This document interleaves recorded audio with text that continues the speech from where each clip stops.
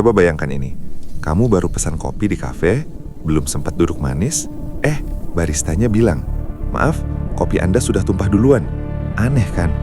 Belum juga perang dimulai, belum juga gencatan senjata disepakati, belum juga negosiasi panas di meja diplomatik tuntas, tapi kok tentara Amerika Serikat sudah keok, bahkan sampai jadi korban serangan brutal dari Iran. Ini bukan lelucon, dan ini bukan cerita fiksi. Ini kejadian nyata, yang kalau dipikir-pikir, bikin kita menggaruk kepala keheranan. Gimana bisa sebuah kekuatan militer super seperti Amerika, yang punya anggaran pertahanan lebih besar dari gabungan banyak negara, bisa kena hantam fatal di detik-detik awal sebuah potensi konflik?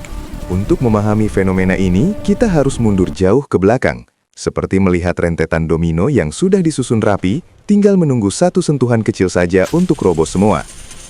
Hubungan Amerika Serikat dan Iran ini bukan sekedar rivalitas biasa, seperti dua tim sepak bola yang saling serang. Ini lebih mirip drama panjang sinetron dengan intrik yang berlapis-lapis. Sudah ada sejak puluhan tahun lalu, bahkan sebelum kamu lahir. Titik baliknya itu dimulai sekitar tahun 1979, saat revolusi Islam di Iran menggulingkan monarki yang didukung Amerika. Sejak itu, ibaratnya, dua negara ini jadi seperti mantan pacar yang hubungannya meruncing jadi musuh bebuyutan, saling curiga, saling intip, bahkan saling sikut di berbagai arena global. Amerika melihat Iran sebagai sponsor terorisme dan ancaman bagi stabilitas Timur Tengah, sementara Iran melihat Amerika sebagai setan besar yang selalu ingin mengendalikan nasib mereka. Hasilnya, puluhan tahun ketegangan, sanksi ekonomi bertubi-tubi dari Amerika yang mencekik Iran, dan juga perang proksi alias perang titipan, di mana Iran dan Amerika mendukung pihak-pihak yang berlawanan di negara-negara seperti Yaman, Suriah, bahkan sampai ke Lebanon.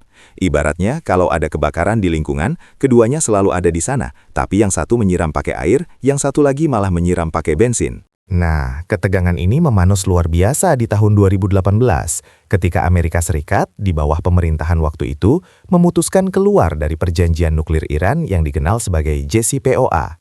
Perjanjian itu padahal sudah disepakati untuk membatasi program nuklir Iran. Dengan keluarnya Amerika, bukan cuma perjanjiannya ambruk, tapi kepercayaan juga hancur lebur. Ibaratnya, kamu udah janji mau belajar kelompok, tiba-tiba temanmu membatalkan tanpa alasan jelas, bahkan dia malah pergi main sama geng lain. Otomatis kamu sebel banget kan? Nah, kurang lebih begitulah perasaan Iran saat itu. Amerika kembali menjatuhkan sanksi yang lebih berat, membuat ekonomi Iran megap-megap, dan situasi di Teluk Persia pun makin panas. Kapal-kapal tanker diserang, drone pengintai ditembak jatuh. Bahkan ada dugaan serangan ke fasilitas minyak di Arab Saudi yang dituduhkan ke Iran atau sekutunya. Puncaknya terjadi di awal tahun 2020. Saat itu, salah satu tokoh paling berpengaruh di Iran, Jenderal Qasem Soleimani, tewas dalam serangan drone Amerika Serikat di Baghdad, Irak. Soleimani ini bukan sembarang jenderal. Dia itu arsitek utama operasi militer rahasia Iran di luar negeri, otak di balik semua strategi proksi Iran yang bikin Amerika pusing 7 keliling. Ibaratnya, dia itu kapten tim sepak bola lawan yang paling jago, yang paling disegani, dan paling tahu celah pertahanan musuh. Kematiannya itu ibarat menyulut sumbu dinamit yang sudah sangat pendek. Iran menganggap ini sebagai deklarasi perang, sebuah penghinaan yang tidak bisa dimaafkan, dan berjanji akan membalas dendam dengan keras. Nah, disinilah cerita detik-detik awal itu benar-benar dimulai. Dunia menahan napas, menunggu apa yang akan terjadi. Banyak yang memprediksi perang besar akan meletus. Tapi, Iran tidak langsung melancarkan invasi atau serangan frontal yang konvensional. Mereka memilih cara yang lebih terukur, tapi tetap brutal. Pada tanggal 8 Januari 2020, hanya beberapa hari setelah kematian Soleimani, Iran meluncurkan belasan rudal balistik canggih ke dua pangkalan militer Irak yang menampung pasukan Amerika Serikat. Pangkalan udara Al-Asad dan sebuah pangkalan di Irbil. Bayangkan momen itu. Mungkin tentara Amerika di sana sedang tidur, atau mungkin sedang berjaga di pos masing-masing. Mereka tahu ada ketegangan, mereka tahu Iran mengancam akan membalas dendam. Tapi mungkin tidak menyangka akan secepat dan seakurat itu. Rudal-rudal Iran, seperti Fateh 313 dan Qiyam, bukan rudal main-main. Ini adalah rudal presisi yang dirancang untuk menimbulkan kerusakan serius. Ibaratnya, ini bukan lemparan batu sembarangan, tapi lemparan batu yang sudah diperhitungkan dengan baik, pakai perhitungan fisika dan aerodinamika yang rumit, dan dilempar oleh orang yang tahu betul titik lemah lawannya. Yang menarik dari serangan ini, adalah bagaimana Amerika Serikat yang punya sistem pertahanan rudal canggih bisa sampai kebobolan. Sebenarnya, ada peringatan dini yang cukup. Intelijen Amerika dan bahkan drone-drone pengintai sudah mendeteksi persiapan peluncuran rudal Iran. Informasi ini disampaikan ke pangkalan-pangkalan yang menjadi target. Nah, disinilah faktor bagaimana dan dampak mulai terlihat. Berkat peringatan ini, sebagian besar personel militer Amerika di pangkalan Al-Asad berhasil berlindung di bunker yang diperkuat. Mereka sempat menyaksikan rudal-rudal itu jatuh, meledak, menghancurkan bangunan, landasan pacu, bahkan helikopter. Sebuah adegan yang mungkin terasa seperti film perang, tapi ini adalah realitas yang mengerikan. Namun, meskipun tidak ada korban jiwa secara langsung, yang mungkin membuat kita semua berpikir, oh syukurlah, ceritanya tidak berhenti di situ. Disinilah letak brutal dan korban yang sebenarnya. Setelah serangan itu, puluhan tentara Amerika yang berada di dekat lokasi ledakan mulai merasakan gejala aneh. Mereka mengalami pusing, mual, sakit kepala parah, gangguan penglihatan, dan masalah memori. Ini bukan flu biasa, ini adalah traumatic brain injury atau TBI. Ibaratnya, ponsel kamu jatuh, luarnya kelihatan mulus, tapi di dalamnya, komponen-komponen mikro atau chipnya mengalami guncangan dan kerusakan yang tidak terlihat mata telanjang.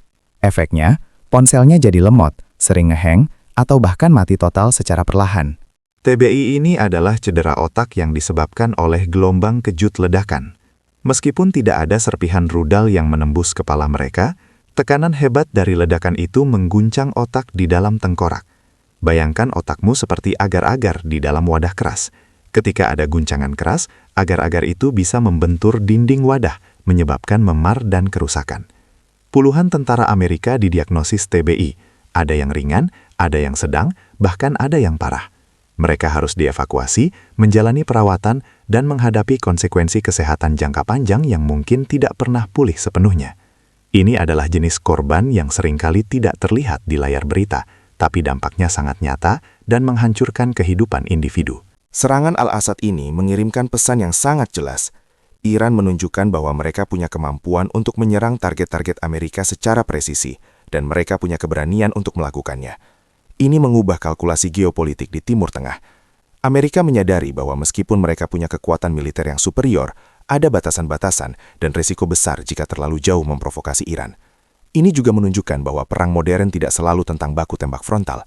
Serangan rudal balistik yang menyebabkan TBI massal ini adalah bentuk agresi yang efektif yang bisa menimbulkan korban signifikan tanpa harus memulai perang konvensional berskala penuh. Dampaknya, ya tentu saja meningkatkan ketegangan. Tapi anehnya, serangan ini juga jadi semacam katup pelepas tekanan. Kedua belah pihak sepertinya tidak mau eskalasi lebih lanjut menjadi perang total. Iran merasa sudah membalas dendam kematian Soleimani, dan Amerika Serikat, meskipun marah, memilih untuk tidak membalas serangan rudal secara militer. Ini adalah sebuah permainan catur geopolitik yang sangat rumit, di mana setiap gerakan harus diperhitungkan matang-matang, atau risikonya bisa menyebabkan bencana global. Jadi, kejadian di pangkalan Al-Asad itu bukan cuma cerita tentang rudal dan ledakan. Ini adalah pelajaran tentang kompleksitas hubungan internasional, tentang detik-detik awal sebuah konflik yang bisa jadi sangat brutal dan punya dampak jangka panjang yang seringkali tidak terlihat di permukaan.